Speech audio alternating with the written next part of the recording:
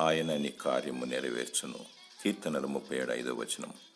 నానా విధములైన కార్యములు కలవు గాని అందరిలో అన్నింటిని జరిగించేవాడు దేవుడు ఒక్కడే.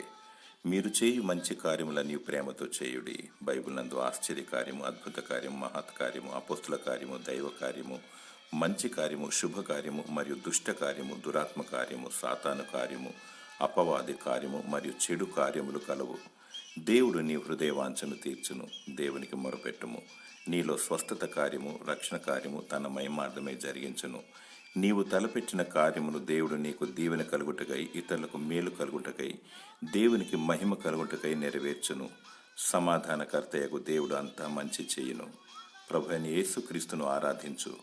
నీకు నీ కుటుంబముకు శుభము కలుగునుగాక. ఆమేన్.